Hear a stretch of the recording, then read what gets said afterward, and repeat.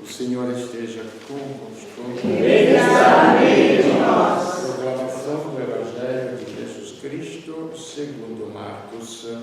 Glória a vós, Senhor. Naquele dia, ao cair da tarde, Jesus disse a seus discípulos: vamos para outra margem. Eles despediram a multidão e levaram Jesus consigo, assim como estava na barca. Havia ainda outras barcas com ele. Começou a soprar uma ventania muito forte e as ondas se lançavam dentro da barca, de modo que a barca já começava a se encher. Jesus estava na parte de trás, dormindo sobre um travesseiro. Os discípulos o acordaram e disseram: Mestre, estamos perecendo e tu não te importas? Ele se levantou e ordenou ao vento e ao mar: silêncio, cala-te. O vento cessou e houve uma grande calmaria. Então Jesus perguntou aos discípulos: por que sois tão medrosos? Ainda não tendes fé? Eles sentiram um grande medo e diziam uns aos outros: que é este, a quem até o vento e o mar obedecem? Palavra da salvação. Glória a vós, Senhor.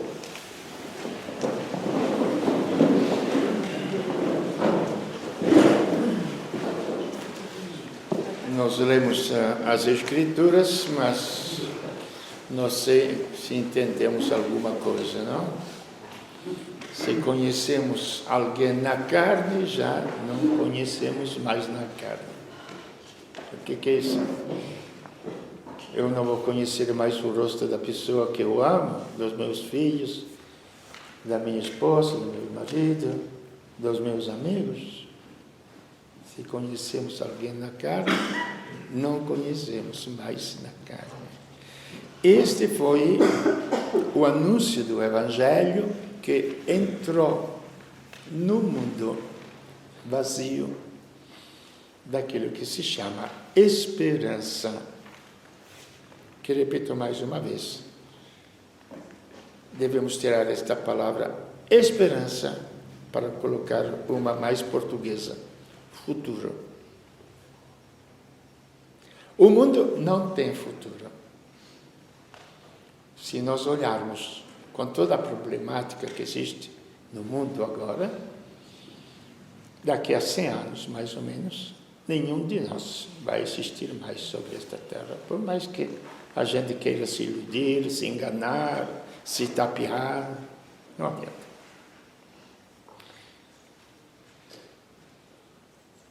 E o universo inteiro também não tem futuro. Por mais que se procure agora nas 10.000 galáxias que estão descobrindo que outros seres inteligentes descobriram os índios quando vieram da Europa. Outros seres inteligentes nada mais fizeram do que escravizar, matar e destruir para ocupar a terra. Este é o mundo dos homens. O mundo de Deus é outro. Aí tem a briga de Deus com João.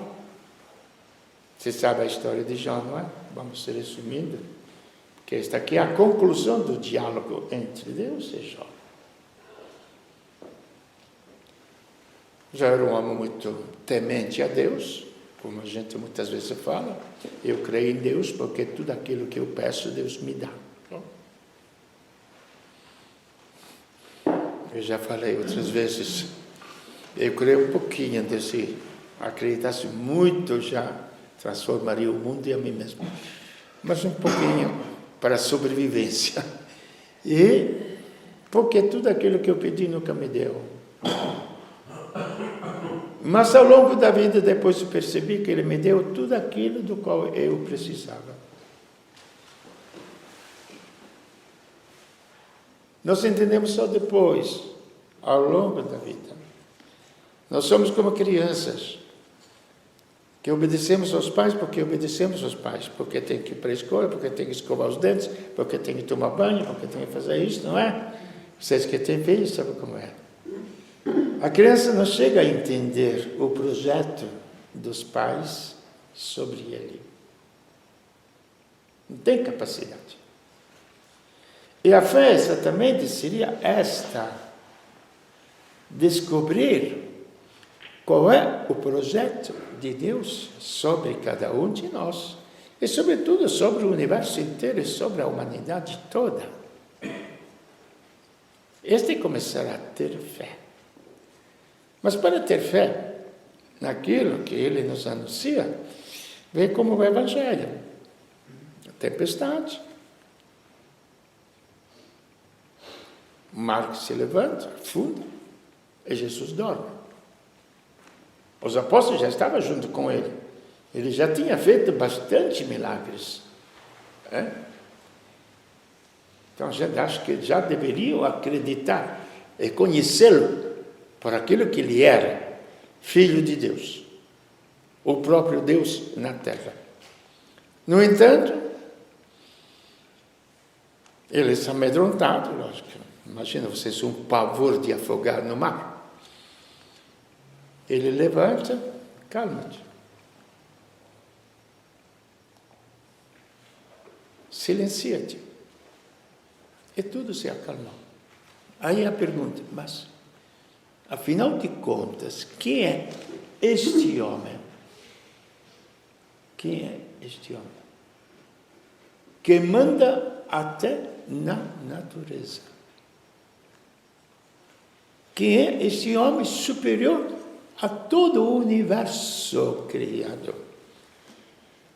Por isso, quando eu falo que a gente tem que meditar um pouquinho para se ajoelhar pela nossa dignidade humana. Nós não podemos nos ajoelhar diante de um imbecil, de alguém que nos promete um mundo melhor porque faz propaganda política. É a nossa dignidade humana, gente, não sei. Vocês jogam fora a dignidade de vocês, deixando a esperança nos outros, que às vezes é muito mais burro, é pior do que a gente. Já nós não prestávamos, mas também tem outros que não prestam também. Entende? Então, a gente se ajoelha, vai lambuzando, vai acontecendo, acreditando nas mentiras, um monte de mentiras. Nós acreditamos na ciência, e a ciência faz muitos milagres. Você não andava, você vai poder andar, isto, aquilo. E Jesus se apresenta simplesmente Senhor da natureza. Aquele homem, aquele carpinteiro. Quando eu digo isto, quer dizer, vocês vejam Jesus como um homem comum dentro do nosso bairro, que trabalha como carpinteiro. E que um dia ele fala que é Deus. O que a gente faria com um desses? Leva para um hospício, não é? Não é verdade? Só que dizer, está louco. Fazer, não é tão assim.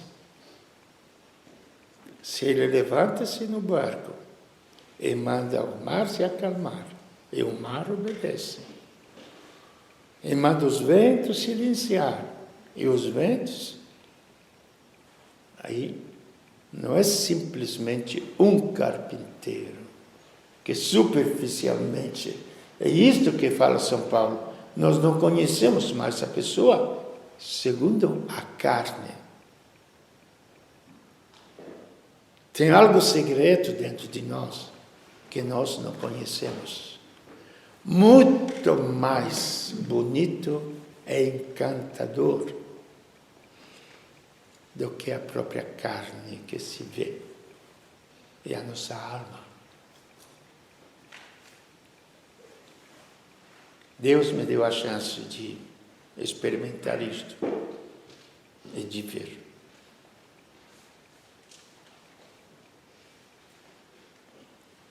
De de penetrar a alma de uma pessoa. Era uma moça linda de morrer fisicamente. Quando Deus me deu para ver a alma dela, o corpo dela era uma feiura.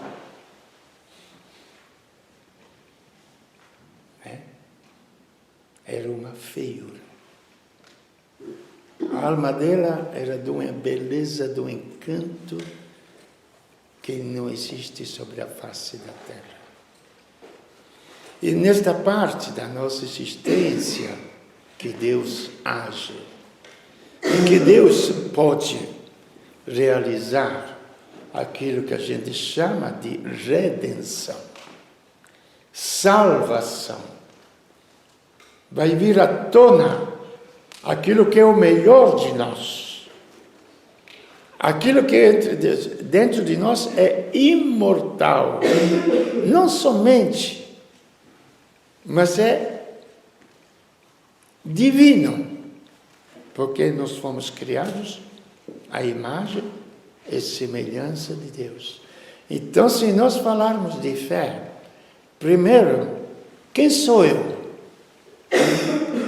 Tá, posso ser bonito, fico vaidoso, posso ganhar o campeonato Copa do Mundo, fico orgulhoso, posso chegar ao topo da humanidade, ser presidente disto, daquilo, antigamente os imperadores romanos, agora presidente dos Estados Unidos, mesmo que seja burro, não interessa, mas é presidente, entendeu? Aí, posso fazer tudo isso aqui, gente.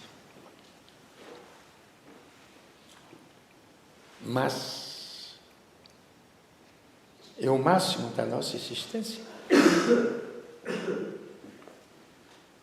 Os santos, gente, nós devemos calculá-los bem. Não era gente cretina. Era gente que entendeu a vida. E renunciou a tudo aquilo que não tinha valor. O dinheiro, o ouro, a beleza física, o poder dentro dos homens não tinha valor, como não tem valor. Diante de qual valor, então? Diante da nossa alma. Então veja, que nós mesmos nos desprezamos.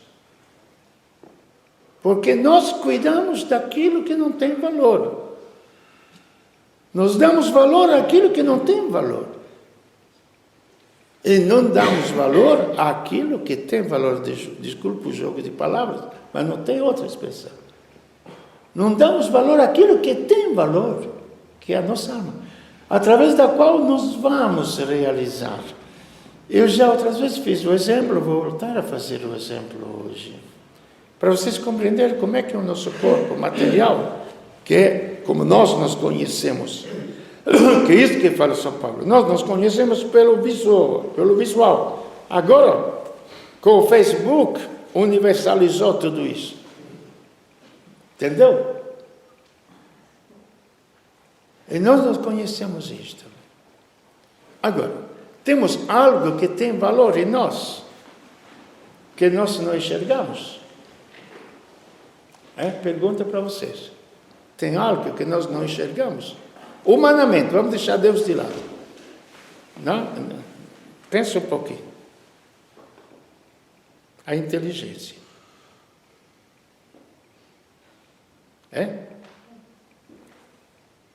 A gente não vê a inteligência. Ela tem valor? Ah, sim, tem valor. Vamos na prática. Fica com AVC ou com derrame. O que acontece com o corpo que tem valor? Que a gente vê.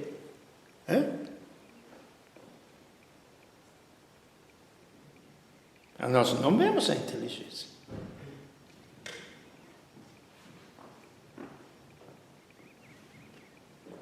Vamos além da inteligência, então, se começamos a acreditar um pouquinho em nós.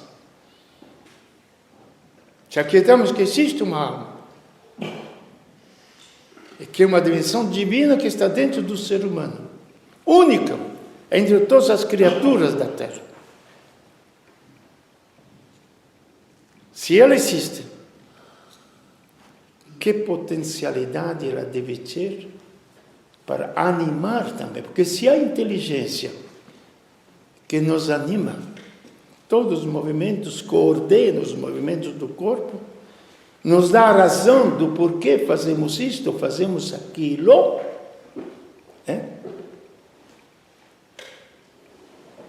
Imagina vocês, a alma, o que ela não vai ser.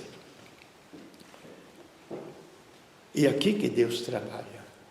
Aí que está o projeto de Deus, como eu disse para vocês. Não é para termos o bem-estar físico, material, que Ele dá até a erva do campo, não é? Olhai os lírios do campo, olhai as orquídeas, entendeu? Elas não fiam, não tecem, mas nenhum estilista vai conseguir fazer a harmonia de uma flor. Ela hoje existe, amanhã seca, amanhã desaparece. Olhai as aves do céu, isto já naturalmente Deus dá. Se não tem comida para todo mundo, o problema não é de Deus, o problema é nosso. E como numa família tem comida para 8 pessoas, o necessário, lógico, vamos deixar o supérfluo. E tem alguém mais prepotente, que deixa os irmãozinhos mais fracos de lado, vocês ficam aí, eu vou comer tudo isso aqui. Se a humanidade quer viver assim, que culpa tem Deus? Me digam vocês. Deus tem culpa da burrice dos homens, ou do egoísmo dos homens?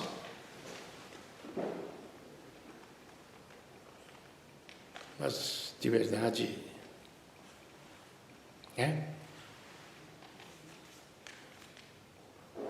aí que acontece que não é para isto que Deus veio à Terra. Não é para isto que Ele se ofereceu para ser colocado na cruz. E para penetrar nas nossas almas. Então, o sacerdócio de Cristo, continuando a carta aos Hebreus. Acontece que o mundo, como já dissemos outras vezes, ele tem um sentido. Por quê? Porque Deus deu um sentido ao mundo e Deus conduz com sabedoria o mundo. O próprio mundo material, o mundo físico, o sinal dele mandar nos ventos e no mar, já nos fala claramente que Deus é Senhor do universo. E que Ele pode fazer desaparecer todas as estrelas do céu quando Ele quer, como Ele as colocou no céu. Frei, mas é muito isso. Bom, ou você acredita ou não acredita? Se acredita, pelo menos nestas simples coisas. O princípio da fé é isto. Crer que Deus seja o princípio da criação. É o princípio. O princípio. Depois de conhecer a Cristo, ele já continua, que é este homem. Então a purificação do mundo que aconteceu dentro do mundo, que Deus tinha criado para ser coordenado e levar a sua plenitude, entrou aquilo que se chama de pecado. É como você vai semear, plantar, mas dá uma praga. O que é que você tem que fazer? Tem que botar inseticida, não é? Senão a praga vai matar a planta. Aí entrou aquilo que se chama de pecado no mundo. Entrou esta praga no mundo. que se manifesta de várias maneiras, no sentimento de culpabilidade, no sentimento de purificação, de várias maneiras, não é? Tem gente que fala que precisa tomar banho no rio Gange, lá nos hindus, tem outros que precisam ir lá ao Tibete, lá, outros que precisam imolar nas esquinas algum frango por aí, e aí tem tudo isso, não tem? Outro que precisa fazer despacho. Eu lembro como assim, quando cheguei aqui, quando tinha as esquinas aquilo lá, eu pegava a pinga, se estava bem fechadinha, levava para casa, o pessoal ficava doido, feio. Falei, pelo amor de Deus, em que mundo eu vim cair? Vocês têm medo? Gente, o que pode fazer um frango? Ou galinha, sei lá o que eles usam. O que pode fazer uma garrafa de pinga a não ser embebedar você? Mais do que isso ela não faz, gente. Mas de verdade, gente, somos tão insignificantes que nos entregamos a isto. É a nossa cabeça que não funciona. Todo mundo me pergunta, Frei, mas você acredita nisso aqui? Eu falei, gente, se tiver alguém capaz de fazer mal nesse sentido, faça para mim. Com o senhor não funciona. Ué, por que comigo não funciona e contigo que funciona? Porque o senhor quer falar, então vai tomar banho, vai. Creio você também para não funcionar. Ou você quer se entregar a isso? Então precisa as purificações, precisa fazer isso, precisa fazer aquilo que nem sei quantos passam na cabeça das pessoas, etc. Vai tirar a sorte para conhecer o futuro. Eu já sei o meu futuro.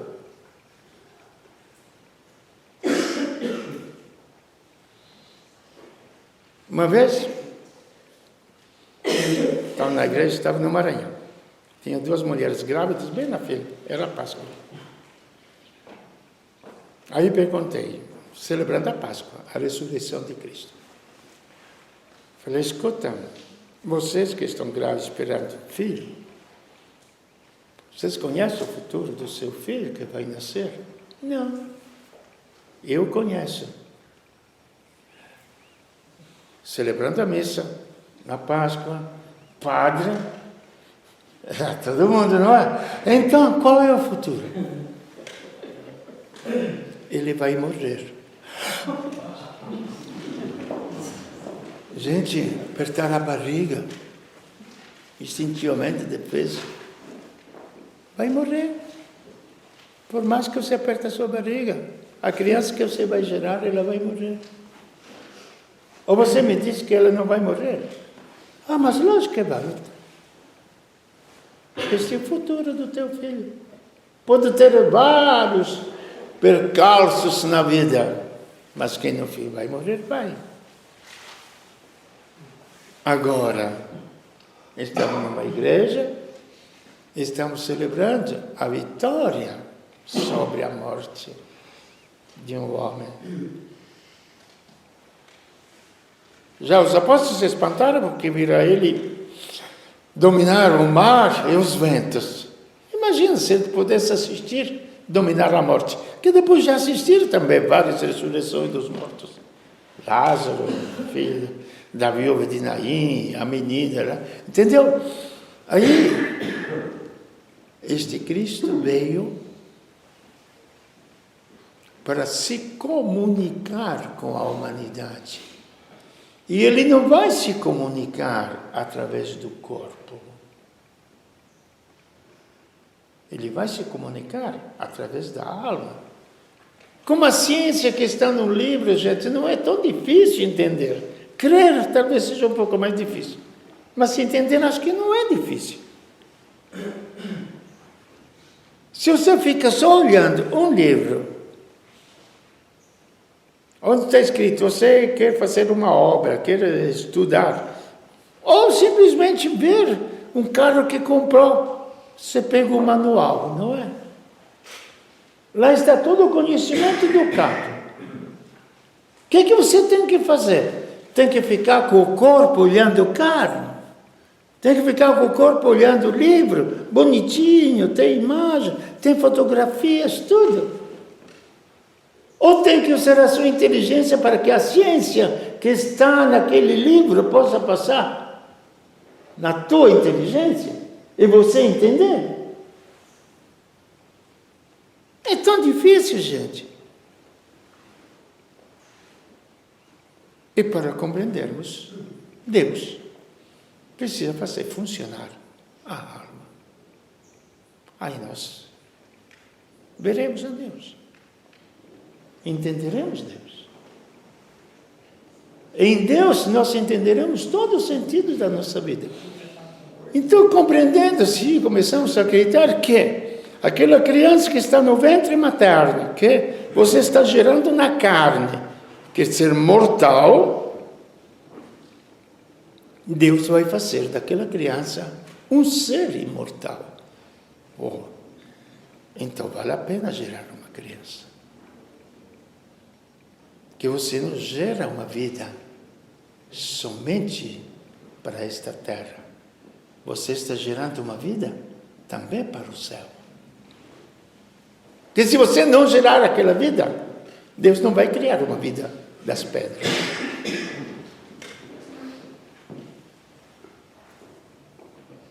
Deus não vai criar uma vida, como antigamente se falava para as crianças, onde que achava as crianças? Embaixo daqui, que planta era? Repolho, embaixo do repolho. É isso que contava. Não, Deus não vai achar a criança embaixo do repolho.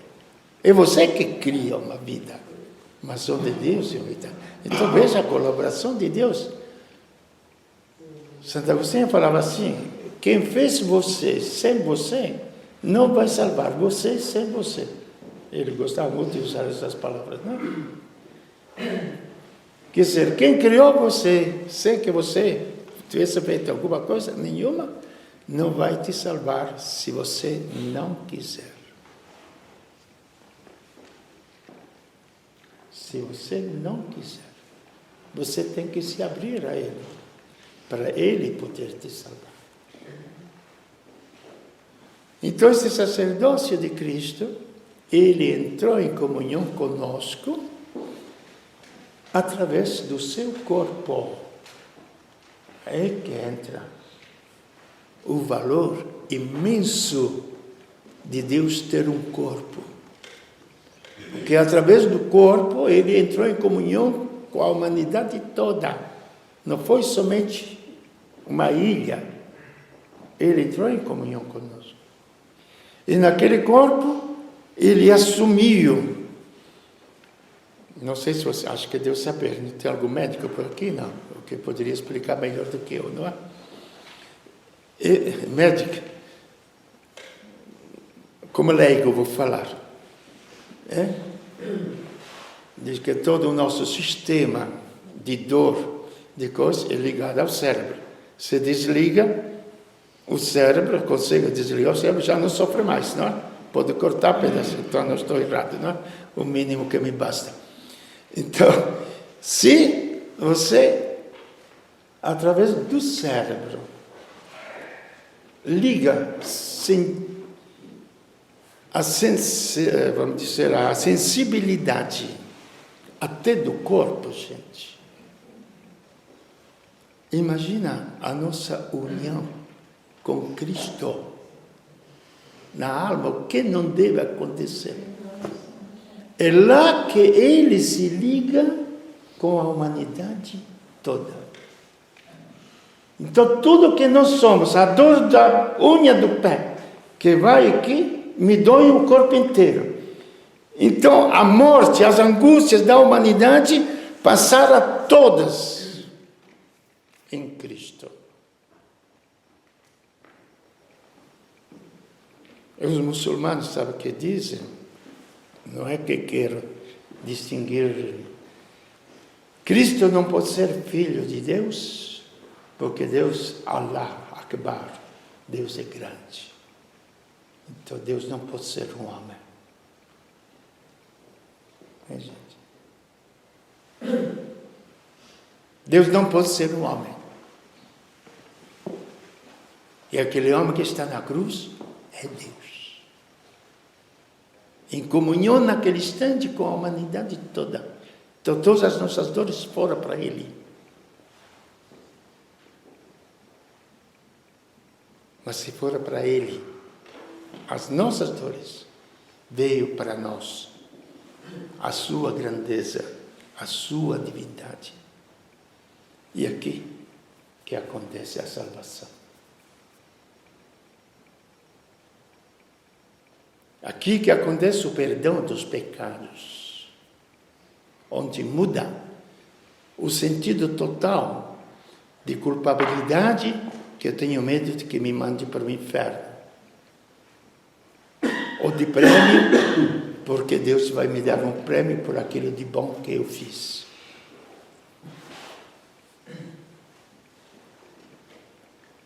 Muda totalmente. Isto é nosso, dos nossos sentimentos, da nossa maneira de entender a vida. Mas em Deus não. Em Deus só existe vida ou morte. Nele nós somos vida. Fora dele nós somos morte. Então algo muito mais real e muito mais prático. E este é o sacerdócio de Cristo. E como ele existia antes dos tempos, que era o Verbo, este Verbo se fez carne, e ele vai existir depois dos tempos, onde vai reunir todos os filhos de Deus que o aceitaram para serem salvos e criar uma terra nova e um mundo novo. Este é o futuro que Deus nos revela. Se quisermos criar outros futuros livres, também de aceitar as consequências do que nós construímos. Se construímos a nossa vida em Deus, ela tem um sentido. Se a construímos fora de Deus, ela tem outro sentido. Cada um a própria escolha. Aí que entra a fé naquilo que Deus me revela. Como disse, e termino. Uma criança não entende o que os pais querem dele. Obedece. Então nós podemos ter um cristianismo de obediência. Enfadonha, meio triste, não é? Meio corriqueiro. Ou podemos ter um cristianismo de entusiasmo para viver em Deus e com Deus uma história única, que é a história de Deus em cada um de nós.